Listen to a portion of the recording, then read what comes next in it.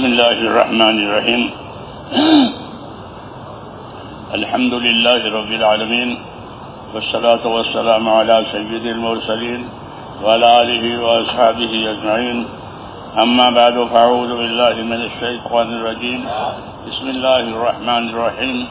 ومن أحسن قولا ممن دعا إلى الله وعمل صالحا وقال إنني من المسلمين.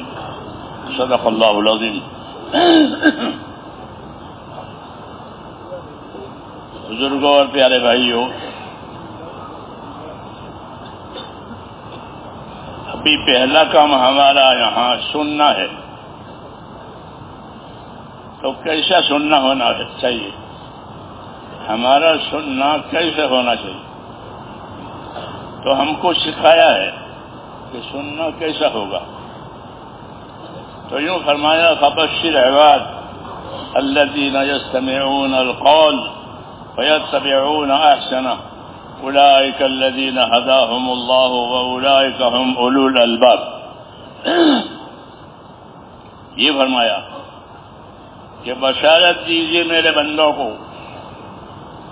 تو ہم کو بشارت دی جا رہی ہے، خوشخبری دی جا رہی ہے. جی ہاں، وہ بندے جو ارادے کے ساتھ سنتے ہیں. یہ کہا یستمعون القول، کہ جو ارادے کے ساتھ سنتے ہیں. ہاں، یہ تو ایک ارادہ نہیں ہے ادھر ادھر دیکھے کچھ کان پر آواز پڑ گئی، وہ نہیں. کہ بشارت دیجیے ان بندوں کو جو کہ ارادے کے ساتھ سنتے ہیں. جسے آپ کسی علاج کے لیے گئے ہیں تو ڈاکٹر کی بات کیسے سنیں گے؟ ادھر ادھر دیکھیں گے.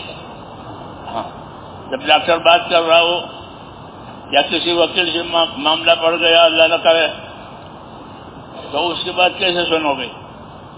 کہ اس کی بات دھیان سے سنیں گے، اپنی غرض کے لیے سنیں گے، اپنی مصلحت کے لیے سنیں گے.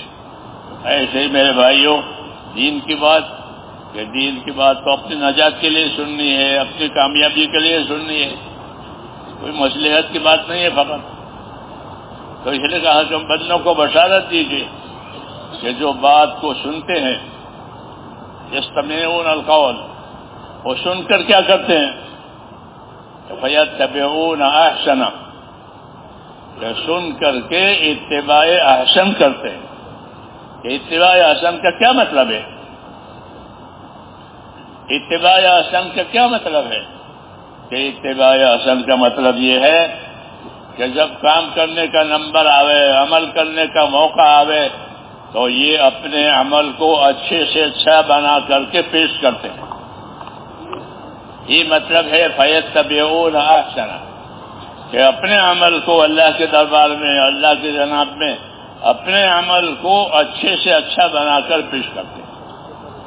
ان بندوں کے لیے بشارت ہے کہ بشارت دیجیے میرے بندوں کو جو میری بات کو ارادے کے ساتھ سنتے ہیں، اور جب بات ہو گئی اور عمل کا نمبر آیا تو اپنے عمل کو اچھے سے اچھا بنا کر پیش کرتے ہیں. جیسے آدمی کی عادت ہے کہ وہ اپنی ضرورت کی چیزیں، اپنی راحت کی چیزیں اچھی سے اچھی بناتا ہے، اچھی سے اچھی اختیار کرتا ہے. کیوں؟ کہ وہ میری ضرورت کے لیے ہے، میری راحت کے لیے ہے.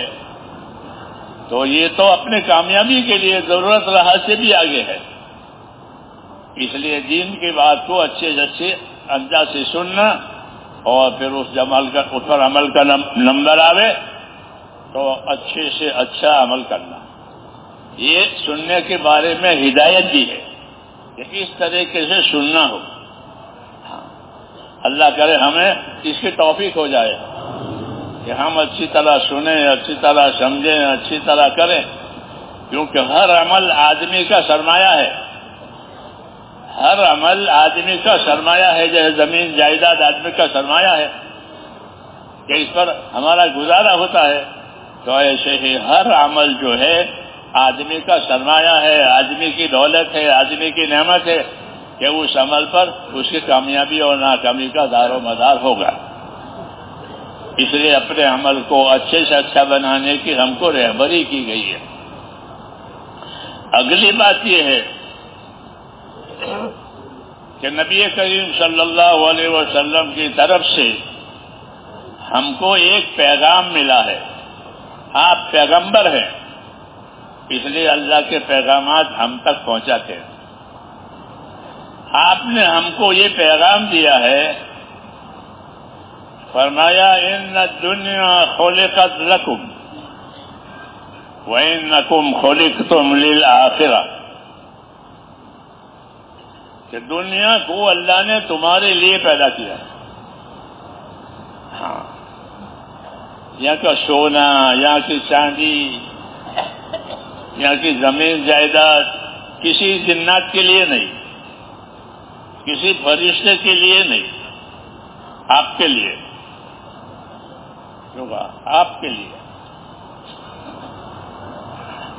یہ انعام ہے کہ دنیا کی تمام نعمتیں اللہ نے آپ کے لیے پیدا کی، اور صرف پیدا ہی نہیں کی ہے بلکہ پیدا کر کے آپ کے کام میں لگایا. اس کو تسخیر کہتے ہیں کہ آپ کے کام میں لگایا ہے. کوئی چیز آپ کے کام سے انکار نہیں کرے گی. جی ہاں، آپ کنواں کھودنا چاہے تو زمین منع کرے گی؟ نہیں کرے گی. جی ہاں، آپ سڑک بنانا چاہیں تو منع نہیں کرے گی. کھیت بنانا چاہیں تو زمین منع نہیں کرے گی. ہاں، آپ کی خدمت کے لیے ہے. سمندر میں سفر کریں، سمندر منع نہیں کرے گا. ہاں، بلکہ ایک کنارے سے دوسرے کنارے پر آپ پہنچ جائیں گے، کیونکہ سمندر کو بھی آپ کی خدمت کے لیے پابند کیا ہے. وَسَخَّرَ لَكُمُ الْبَحْرَ، کہ ہم نے سمندر کو تمہاری خدمت کے لیے پابند کر دیا ہے. ہاں، تو بازاروں میں جو تجارتیں ہوتی ہیں اس سے بڑی تجارتیں سمندری راستے سے ہوتی ہے. ہاں، بڑی بڑی تجارتیں، بڑے بڑے جہاز. یہاں کیوں کہ سمندر کو اللہ نے آپ کے کام کے لیے پابند کر دیا. یہ نعمتوں کا بیان ہے کہ ان سب چیزوں کو آپ کے کام میں لگایا ہے. تسخیر، آپ کے کام میں لگا دیا. اب سوال یہ ہے کہ ان سب چیزوں کو ہمارے کام میں لگایا تو ہم کس کام کے ہیں؟ یہ سوال پیدا ہوگا. یہ سب چیزیں ہمارے کام کے تو ہم کس کام کے؟ تو اس کے لیے میرے بھائیوں ہماری رہبری کی گئی ہے کہ اللہ تعالیٰ نے ہم کو اپنی عبادت کے لیے پیدا کیا ہے. بس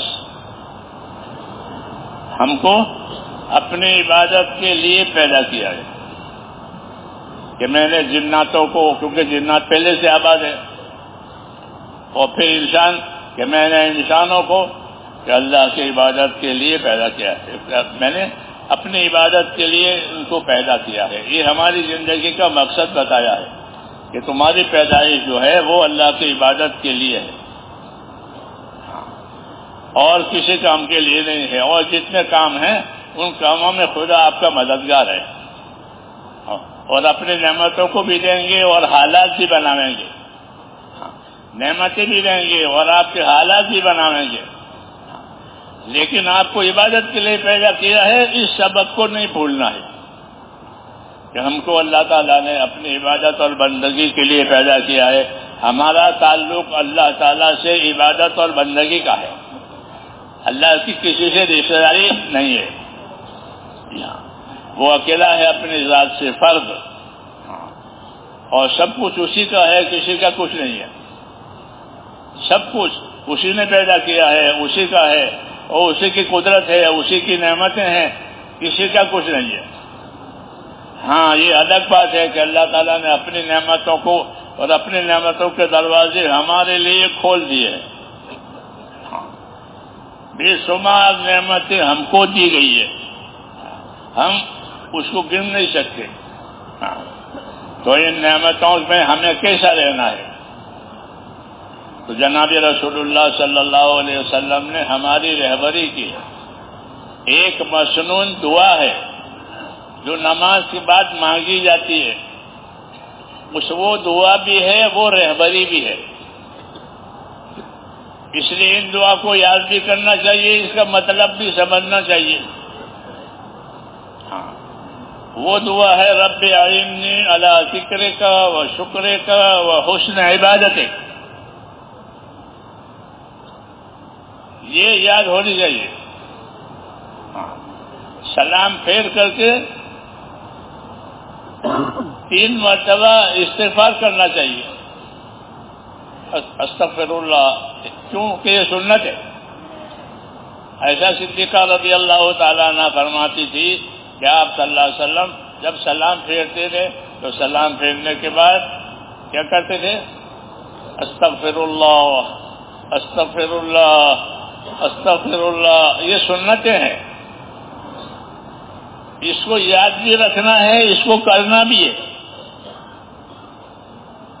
ہاں، جس طرح اللہ کے راستے میں پھرنا ہے، اس طرح ان چیزوں کو لے کے پھرنا ہے.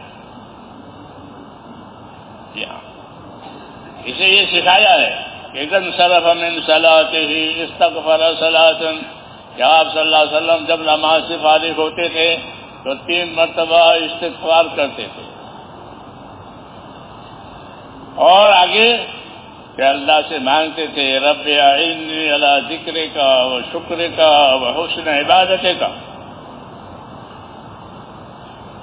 کیا مطلب ہے اس کا؟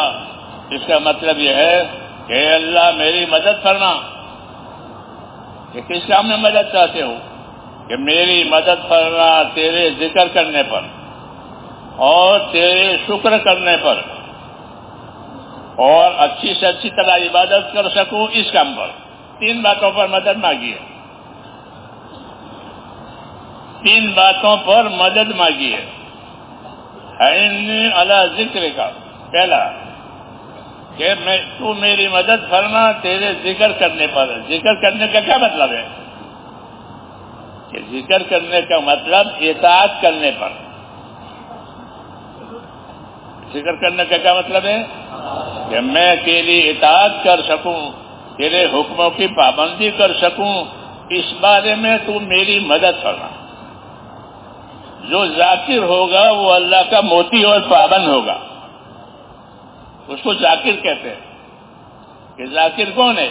کہ جو اللہ کے حکموں کو لے کر کے اپنے آپ کو پابند کرے، وہ اللہ کا ذاکر ہے. کل مطیع ذاکر.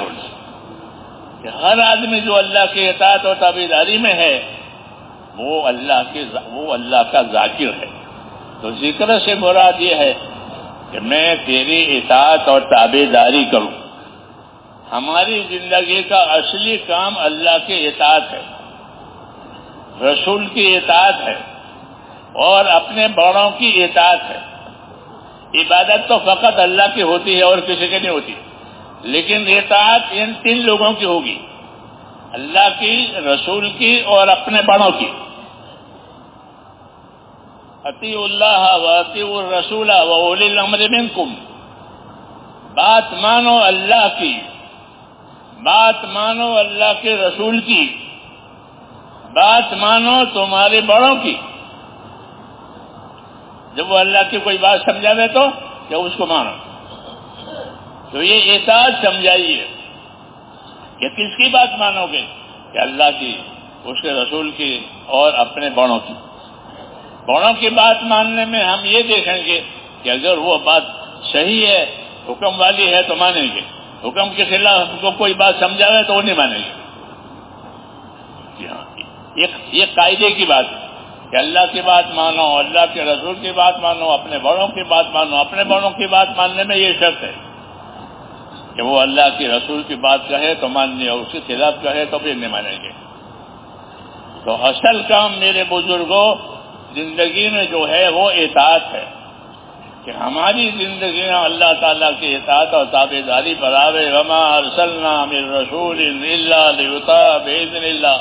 کہ ہم نے جب کبھی کوئی رسول بھیجا ہے دنیا میں تو وہ اس لیے بھیجا گیا ہے کہ زندگیاں لوگوں کی اللہ کی اطاعت پر لاوے. یہ ہمارا اصلی کام ہوا کہ ہماری زندگیاں اللہ کی اطاعت اور تابعداری پر آوے، ہماری آزادی ختم ہو جائے، آزادی ختم، اب زندگی اطاعت اور تابعداری پر آوے گی، اپنے مال میں، اپنی جان میں، اپنی ہر چیز میں ہم اللہ کے اطاعت اور تابعداری میں زندگی گزاریں، یہ ہماری زندگی کا اصلی اور صحیح کام ہے، اور اسی سے اللہ تعالیٰ دنیا کے حالات بھی بنائیں گے اور آخرت کے حالات بھی بنائیں گے۔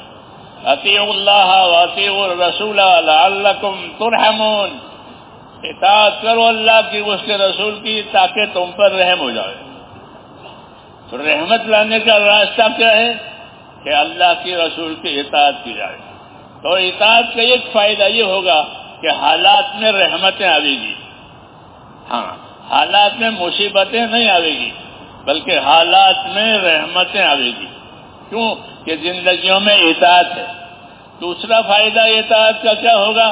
کہ دوسرا فائدہ اطاعت کا یہ ہوگا کہ جس طرح رحمتیں آتی ہیں، اطاعت کرنے کی وجہ سے انسانوں کو ان کے نفسوں میں ہدایت ملے گی، یہ ہدایت کے ساتھ زندگی گزاریں گے، ہاں اپنی جان مال کو اللہ کے مرضی کے مطابق استعمال کریں گے، اپنی آخرت کو سامنے رکھ کر استعمال کریں گے، اس کو ہدایت کہتے ہیں کہ ہدایت کے ساتھ زندگی گزرے گی، یعنی جان کو، مال کو، اپنی طاقت کو اپنے اللہ کے حکموں کے مطابق سیکھ سمجھ کر اس کے مطابق استعمال کریں گے، اس کو ہدایت کہتے ہیں۔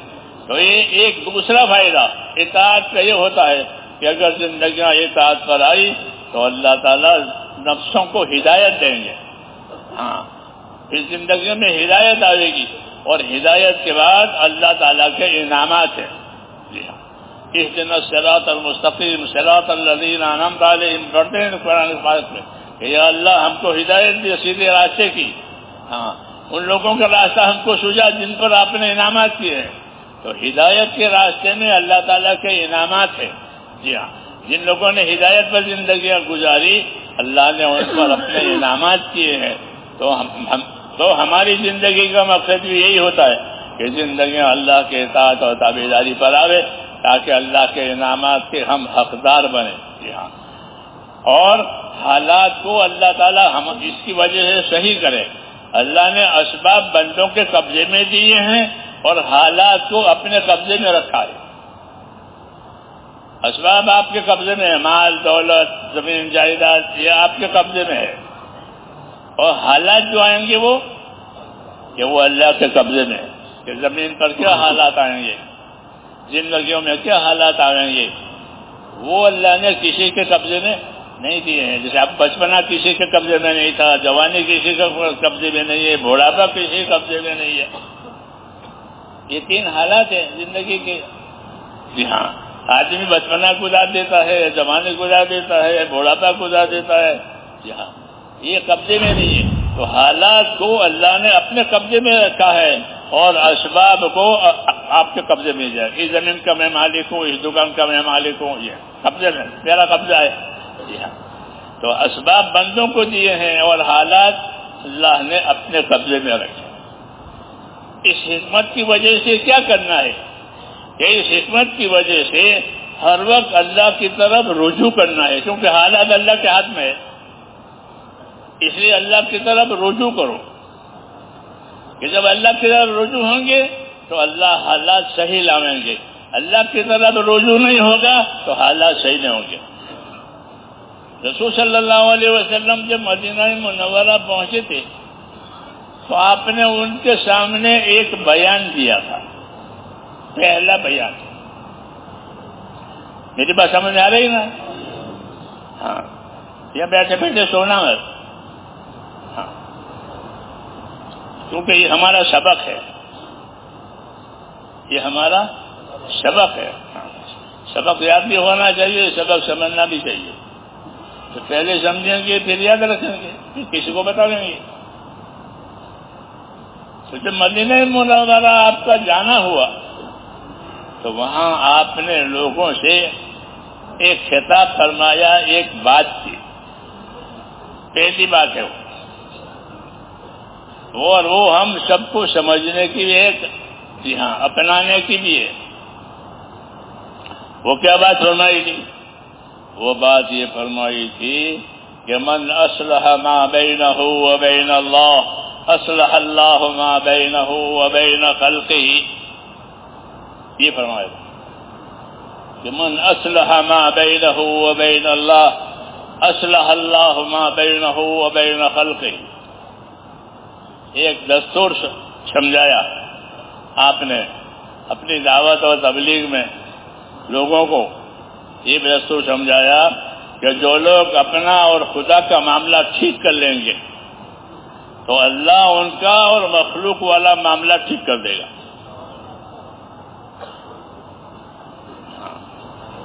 ہمارا معاملہ مخلوق سے ہے، بھئی آسمان پانی برسائے، زمین برکتیں نکالے، آپس کے تعلقات ہمارے صحیح ہو، ہماری جانوں میں، مالوں میں، اولادوں میں برکت ہو، یہ سب چاہتے نہیں سر، یہ سب چاہتے ہیں. تو اس کے لانے کا کیا طریقہ ہے؟ یہ سارے حالات ہمارے صحیح رہیں. تو اس کے بارے میں آپ صلی اللہ علیہ وسلم نے یہ رہبری کی کہ من اصلح ما بینہ وبین اللہ اصلح اللہ ما بینہ وبین خلقہ، کہ جو لوگ اپنا اور خدا کا معاملہ صحیح کر لیں گے تو اللہ ان کا اور مخلوق والا معاملہ صحیح کر دے گا. آسمانی حالات بھی اچھے ہو جائیں گے، زمینی حالات بھی اچھے ہو جائیں گے، آپس کے تعلقات بھی اچھے ہو جائیں گے، اسباب میں بھی برکت ہوگی، اولاد میں بھی برکت ہوگی. کیوں؟ کہ اللہ سے معاملہ صحیح ہوا ہے. تو حالات کے بنانے کا یہ علاج بتایا ہے کہ دنیا کے حالات تمہاری چیزوں سے نہیں بنیں گے بلکہ اللہ کی قدرت سے بنیں گے. کسے بنیں گے؟ کہ اللہ کی قدرت سے تمہارے حالات بنیں گے. اب شرط یہ ہے کہ وہ قدرت تمہارے ساتھ ہو. قدرت تمہارے ساتھ ہو تو تمہارے حالات صحیح ہوں گے. قدرت تمہارے ساتھ نہیں ہے، قدرت خلاف ہے، کہ حالات نہیں بنے گے.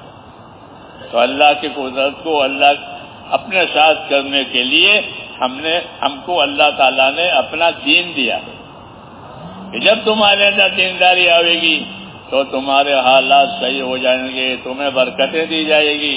وَلَوْ أَنَّ أَهْلَ الْقُرَىٰ آمَنُوا وَاتَّقَوْا لَفَتَحْنَا عَلَيْهِمْ بَرَكَاتٍ مِّنَ السَّمَاءِ وَالْأَرْضِ. سمجھ میں آ رہی بات؟ ہاں، کہ یہ شہروں میں رہنے والے، بستیوں میں رہنے والے اللہ کے بندے اپنی زندگیاں پرہیزگاری پر، کس پر؟ پرہیزگاری پر، پابندی پر اپنی زندگیوں کو لاویں تو کیا دیں گے؟ کہ آسمان سے برکتیں دیں گے اور زمین سے بھی برکتیں دیں گے. آسمان سے ایسا پانی برسے گا برکت والا کہ جو حاجتیں بھی پوری کرے گا، راحتیں بھی دے گا، ایسا پانی آئے گا. اور زمین اپنی خیرات ظاہر کرے گی.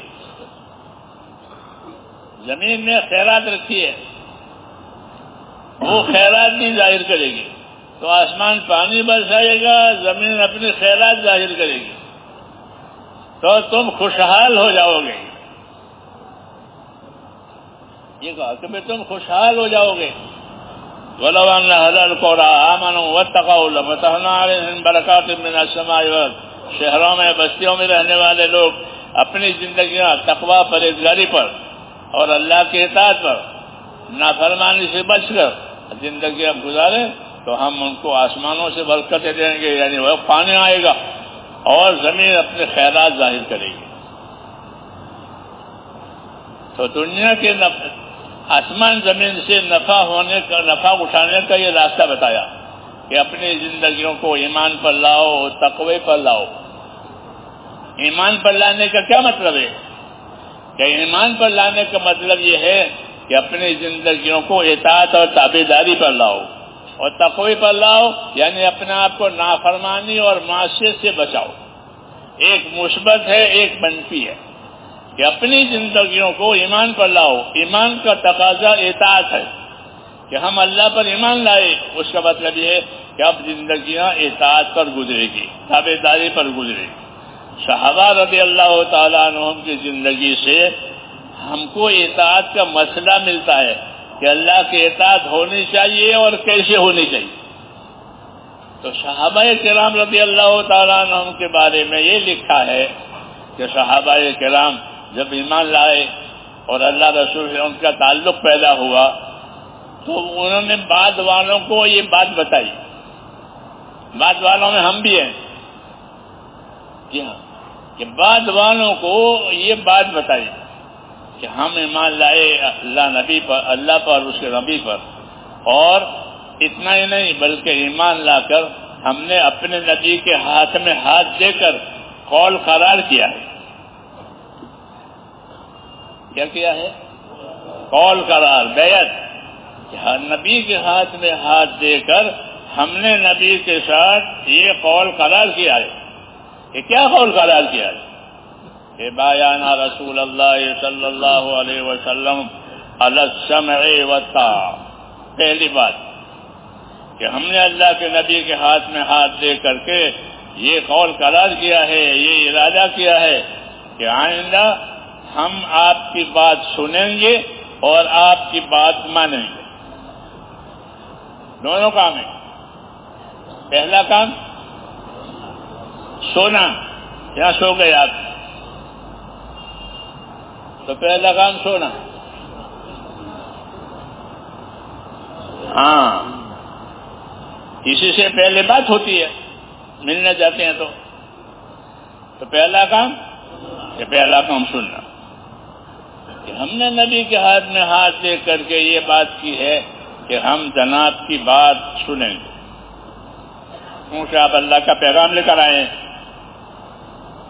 ہاں، رسول کوئی اپنے تھوڑی چلاتا ہے، بلکہ اوپر سے جو بات آتی ہے وہ ہم تک پہنچاتے ہیں، ہم کو سکھاتے ہیں. اس لیے کہا کہ ہم نے نبی کے ہاتھ میں ہاتھ دے کر یہ قول قرار کیا ہے کہ ہم آپ کی بات سنیں گے. اس لیے سننا چاہیے. کیا ہونا چاہیے؟ سننا چاہیے، سمجھنا چاہیے کہ ہم آپ کی بات سنیں گے اور سن کر کے مانیں گے. سن کر کیا کریں گے؟ مانیں گے، عمل کریں گے. اتنا نہیں ہے بلکہ آگے ہے کہ آپ کی بات سنیں گے، آپ کی بات مانیں گے.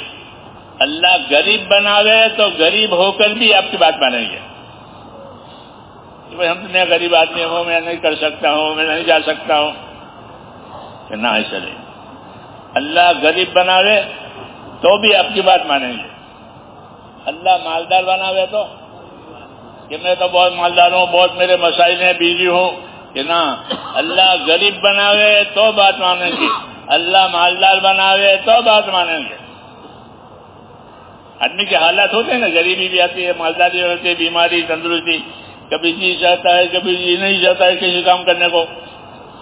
آدمی حالات کا پتلا ہے.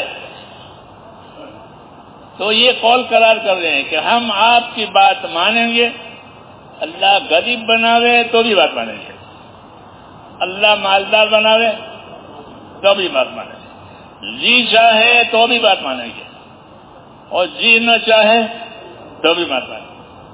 بعض مرتبہ کسی کام کو جی چاہتا ہے اور بعض مرتبہ اس کام کو جی نہیں چاہتا. دوا پینے کو جی نہیں چاہتا. ہاں، ایسا بعض اعمال ایسے ہوتے ہیں کہ اس کے کرنے کے لیے جی تیار نہیں ہے.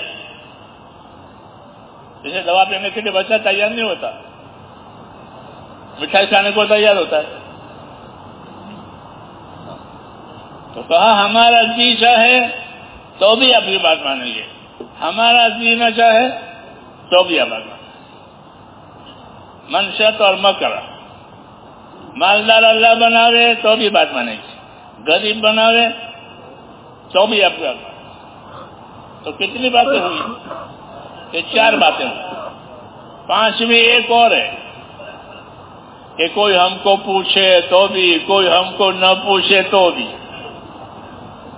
یہ مشکل ہے، یہ مشکل ہے کہ ہم کو کیوں نہیں پوچھا، ہم سے کیوں نہیں مشورہ کیا، ہم نہیں کرتے جاؤ. ہاں، تو کہا ہم ایسا نہیں کریں گے، ہم سے پوچھا ہے تو بھی ٹھیک ہے، ہم سے نہیں پوچھا ہے تو بھی ٹھیک ہے۔ یہ تعلیم ہے کہ بات کو ہر حال میں ماننا ہے، اس کو اطاعت کہتے ہیں۔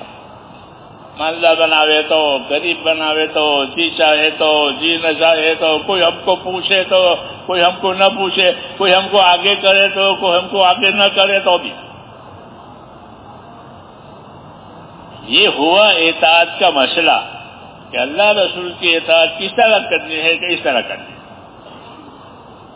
یہ رہبری ہے ہمارے لیے دین پر چلنے میں، کہ دین پر چلنے کے لیے ہمیں یہ مزاج بنانا پڑے گا۔ جی ہاں، مزاج جیسے جانوروں کا مزاج بنتا ہے تو پھر وہ آپ کے تابع ہو جاتے ہیں۔ ہاتھی ہو، گھوڑا ہو، بیل ہو، اس کا مزاج ہو گیا، وہ مانوس ہو گیا۔ ہاں، ایسے ہی آدمی کا نفس، آدمی کی ذات، کہ وہ اللہ کے کام سے، اللہ کے حکم سے، دین سے مانوس ہو گیا۔ اب جو حکم آئے گا اس کے لیے وہ تیار ہے، جو چیز منع کریں گے اسے رک جائے گا۔ تو اس سے زندگیوں میں اطاعت آئے گی، اور یہی اصل دعوت ہے کہ ہماری زندگیوں میں اللہ تعالیٰ کی اطاعت آئے۔ ہاں، یہ مزاج بنانا پڑے گا۔ تو ہمارا چلنا پھرنا جو ہے وہ مزاج بنانے کے لیے ہے۔ ہاں، نفر سفر یہ مزاج بنانے کے لیے ہے کہ فلاں جگہ جاؤ، فلاں جگہ جاؤ، فلاں جگہ جاؤ۔ تو ایک فائدہ اس کا یہ ہے کہ ہمارا مزاج بنے گا۔ دوسرا فائدہ یہ ہے کہ جہاں جائیں گے وہاں والے ہم سے فائدہ اٹھائیں گے، ہماری بات سمجھیں گے، اور اگر وہ ہم سے زیادہ صلاحیت والے ہیں تو ہم ان سے فائدہ اٹھائیں گے، ان سے سیکھیں گے، ان سے پوچھیں گے، اور آپس کے تعلقات دینی بنیں گے۔ آپس کے تعلقات دینی بنیں گے کہ چل پھر کر کے آپس کے تعلقات کو دینی تعلق بناؤ، اپنی ذاتی تعلق نہیں بنانے ہیں۔ اللہ کے راستے میں پھر کر کے ذاتی تعلقات نہیں۔ پہلے شروع میں جب ہم جماعتوں میں جاتے تھے تو وہ بزرگ زمانے میں کہتے تھے کہ اپنے ذاتی تعلقات کسی سے مت کرو۔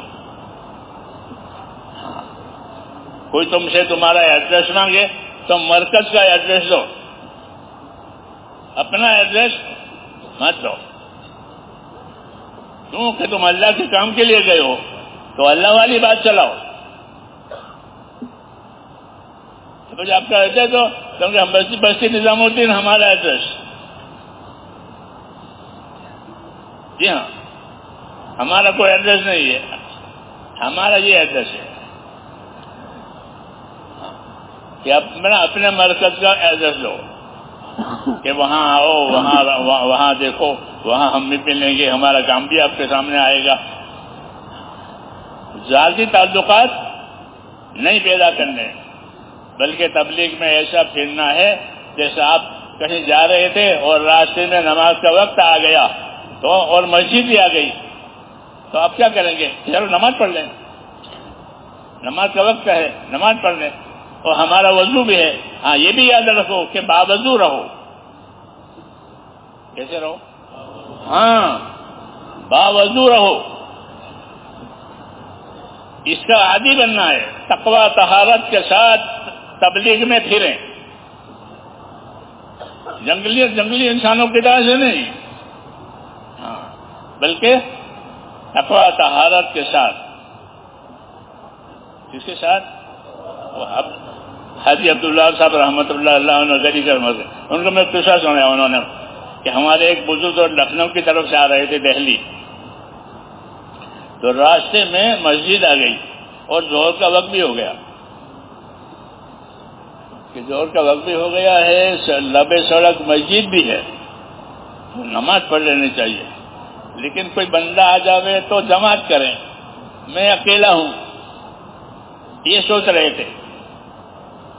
اتنے میں ایک بھائی جس کی شکل صورت اور گٹھڑی لکڑی کی سر پر، اور وہ آ رہے، جب وہ قریب آئے تو ان سے درخواست کی کہ مسجد بھی ہے، نماز کا وقت بھی ہے، ہم دو ہو گئے ہیں، آپ وضو کر لیں تو ہم دونوں نماز پڑھیں۔ ان کے سر پر گٹھڑیاں لگ رہی. انہوں نے کہا میرا وضو تو ہے. کیا کہا؟ میرا وضو تو ہے اور مسلمان تو بے وضو ہوتا نہیں. یہ بات، یہ طریقہ ہوتا ہے اپنا عمل بھی اور تبلیغ بھی. اپنا عمل کرے کہ میرا وضو ہے، اور تبلیغ کیا کہ مسلمان بے وضو نہیں ہوتا، یعنی مسلمان کو باوضو رہنا چاہیے. یہ تبلیغ. اپنا عمل اور تبلیغ، اپنا عمل اور تبلیغ دو کام کرنے ہیں. یہ طریقہ تھا صحابہ کہ اپنا عمل بھی ہے اور اس کی تبلیغ بھی ہے، اس کے ذریعے دوسروں کو بھی بتانا ہے. حضرت عمر رضی اللہ تعالیٰ عنہ پر وہ پارسی نے قاتلانہ حملہ کیا. وہ نماز پڑھا رہے تھے، وہ حملہ بہت زیادہ تھا، اس میں وہ بے ہوش ہو گئے. لوگ پریشان ہو گئے اور صحابہ آتے تھے، خیر خیریت پوچھتے تھے، امیر المومنین کی کیا حالت ہے. اتنے میں ایک صحابی آئے مسور ابن مخرمہ. انہوں نے پوچھا امیر المومنین کا کیا حالت ہے؟ کہ امیر المومنین زخمی پڑے ہوئے ہیں، اس نے حملہ کیا ہے نماز میں، ہوش نہیں ہے. انہوں نے فرمایا کہ ان کو ہوش میں لاؤ. امیر المومنین کو ہوش میں لاؤ. اللہ ہوش میں کیسے لائیں؟ ہوش میں کیسے لائیں؟ کہ ہوش میں ان کو لاؤ نماز سے. اسے ہاں، چنانچہ لوگوں نے جا کر کہا زخمی پڑے ہوئے ہیں. امیر المومنین الصلاۃ الصلاۃ. امیر المومنین نماز نماز آپ نے پڑھی؟ ہاں. اللہ، ہوش آ گیا، نماز کی بات سنی تو. ہاں، پھر اسی حالت میں نماز پڑھی، زخمی حالت میں، اور نماز پڑھ کر نماز کی تبلیغ کی. یہ طریقہ ہے. نماز پڑھ کر عمل بھی کرو، عمل کی تبلیغ بھی کرو. کیوں نہ پڑھو؟ جی ہاں. کیا تبلیغ کی؟ نماز پڑھ کر کے یہ فرمایا کہ لا حظ فی الاسلام لمن ترک الصلاۃ. اس آدمی کا اسلام میں کوئی حصہ نہیں ہے، محروم ہے. کون؟ کہ جو نماز ترک کرے. جو نماز ترک کرے اس کا اسلام میں کوئی حصہ نہیں، وہ محروم ہے. یہ تبلیغ کی کہ ہر مسلمان کو اپنے آپ کو اس طرح اسلام کا پابند ہے، اسلام میں نماز کا پابند ہے. یہ تبلیغ کی. تو یہ طریقہ ہوتا تھا بزرگوں کا کہ عمل بھی کرے اور عمل کی تبلیغ بھی کرے. یاد رکھو اس کو. ذکر کرو، ذکر کی تبلیغ کرو. علم سیکھو، اس کی تبلیغ کرو. خدمت کرو، اس کی تبلیغ کرو. ہاں. تو اس نے یہ کہا کہ میرا تو وضو ہے اور مسلمان تو بے وضو ہوتا نہیں ہے، اس لیے ہم بھی پھریں اللہ کے راستے میں، کام بھی کریں اور باوضو رہیں. کیا رہیں؟ ہاں، باوضو رہنا. ان اللہ یحب التوابین ویحب المتطہرین. یہ بات کہ اللہ تعالی پسند کرتے ہیں ان بندوں کو جو اللہ کے سامنے توبہ کرتے ہیں. کیوں کہ سب بندے گنہگار ہیں. کون کہتا ہے میرے گناہ نہیں ہے؟ سارے کے سارے بندے. یا عبادی کلکم خطاؤن، اے میرے بندو تم سارے کے سارے گنہگار ہو. تو ہم تو گنہگار ہیں. تو گنہگار ہیں تو کیا کرنا چاہیے؟ کہ توبہ کرنا چاہیے. توبہ کرنا چاہیے، توبہ کرتے رہنا چاہیے تاکہ گناہوں سے نجات مل جائے اور اللہ کے اطاعت اور تابعداری ہو جائے. کہ تم سارے کے سارے گنہگار ہو اور اچھے گنہگار وہ ہیں جو توبہ کریں.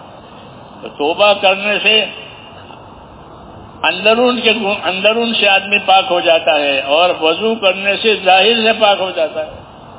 اس لیے فرمایا ان اللہ یحب التوابین ویحب المتطہرین، کہ اللہ محبت کرتے ہیں توبہ کرنے والوں سے کہ وہ گناہوں سے پاک ہو جاتے ہیں۔ پھر اوپر کی پاکی یعنی وضو غسل جو کرتے ہیں ان سے بھی اللہ محبت کرتے ہیں کیونکہ وہ اوپر کی پاکی ہے، اور توبہ کرنے سے اندر کی پاکی ہے۔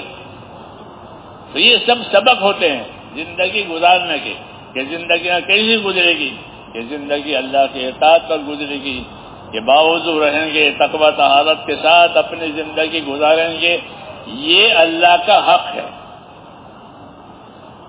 رسول صلی اللہ علیہ وسلم نے حضرت معاذ ابن جبل سے پوچھا ایک دن، میری بات سمجھ رہے ہیں، سو رہے ہیں؟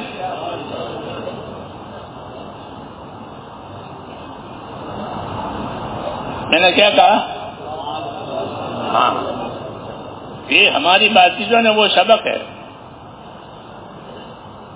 جی ہاں، تو معاذ بن جبل رضی اللہ تعالیٰ عنہ سے حضور صلی اللہ علیہ وسلم نے پوچھا کہ معاذ، تم جانتے ہو اللہ کا کیا حق ہے؟ یہ سوال کیا۔ یہ طریقہ ہے سکھانے کا، سوال کر کے پھر سکھاوے، کیونکہ یاد نہیں ہوگا تو کہا کہ مجھے تو معلوم نہیں ہے، تو اس میں طلب پیدا ہو جائے گی۔ سوال کر کے بتانے سے سننے والے میں طلب پیدا ہوتی ہے، یہ طریقہ ہے۔ تو یہ پوچھا کہ معاذ، تم کو معلوم ہے اللہ کا کیا حق ہے؟ حضرت کیا مجھ کو نہیں معلوم، آپ کو بھی نہیں معلوم ہے؟ تو ہم نے یہ سوال ڈالا کہ تم معلوم ہے اللہ کا کیا حق ہے؟ ہاں، ہماری پوری تبلیغ سیکھنا سکھانا ہے۔ تبلیغ میں کیا ہے؟ سیکھنا سکھانا پھر عمل کرنا۔ کہ معاذ، تم کو معلوم ہے اللہ کا کیا حق ہے؟ کہ جی حضرت مجھے نہیں معلوم ہے اللہ کا کیا حق ہے۔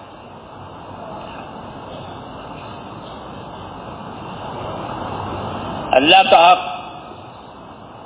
جی ہاں، یہ اس لیے ہے کہ یہ دنیا جو ہے وہ حقوق کی جگہ ہے۔ کس کی جگہ ہے؟ ہاں، یہاں ایک دوسرے پر حقوق ہیں۔ اللہ اول ہے، اللہ کی ذات اول، ان سے پہلے کوئی نہیں۔ اللہم انت الاول فلیس قبلک شیء، کہ اللہ آپ اول ہیں، آپ سے پہلے کوئی نہیں، اس لیے سب سے پہلا حق کس کا؟ اللہ کا، جو پہلا ہے اس کا پہلا حق۔ تو پوچھا معاذ، اللہ کا کیا حق ہے آپ کو معلوم ہے؟ کہ جی مجھ کو نہیں معلوم ہے۔ کہ اللہ کا حق یہ ہے کہ اسی کی عبادت کی جائے گی، اس کے ساتھ کسی کو شریک نہیں کیا جائے گا، یہ اللہ کا حق ہوا۔ زمین پر ہم زندہ رہتے ہیں تو زمین پر زندہ رہیں گے تو ہمارے اوپر حقوق آئیں گے، جانوروں میں اور ہم میں یہ فرق ہے، جانوروں میں ایک دوسرے کا کوئی حق نہیں ہے، اور ہمارے اندر ایک دوسرے کے تعلقات بھی ہیں، ایک دوسرے کے حقوق بھی ہیں۔ ایسے اللہ تعالیٰ کے تعلق ہے اور اللہ تعالیٰ کا حق بھی ہے۔ تو اللہ کا کیا حق ہے؟ کہ اللہ کا حق یہ ہے کہ اسی کی عبادت کی جائے گی، اس کے ساتھ کسی کو شریک نہیں کیا جائے گا،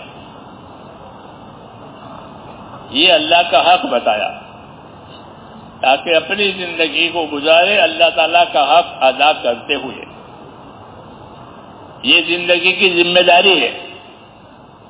تبلیغ کا معنی یہی ہے کہ تبلیغ کس کام کو کہتے ہیں؟ کہ اپنی زندگی کی ذمہ داریوں کو سمجھنا اور اپنی زندگی کی ذمہ داریوں کو سمجھ کر اسے پورا کرنا، اس کا نام تبلیغ۔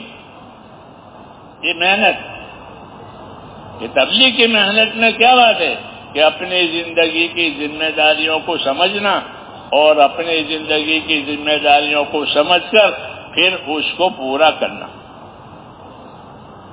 آدمی اپنی زندگی کی ضرورتیں تو سمجھتا ہے، اس کے سمجھانے کی ضرورت نہیں پڑتی. کھانا ہے ضرورت ہے, پینا ہے ضرورت ہے, پہننا ہے, اوڑھنا ہے, مکان, شادی, اس کو سمجھانا پڑتا ہے, اس کو سمجھانا پڑتا ہے کہ نہیں. ہر آدمی سمجھتا ہے کہ اس کو کھانا ہے, پینا ہے, کپڑا ہے, مکان ہے, روزی. اس کو ضرورت کہتے ہیں. ضرورت سمجھانی نہیں پڑتی, اندر تقاضا ہوتا ہے. کوئی ضرورت ہوئی تو اندر تقاضا ہوا. ہر جاندار کو اس کی ضرورت محسوس ہوتی ہے.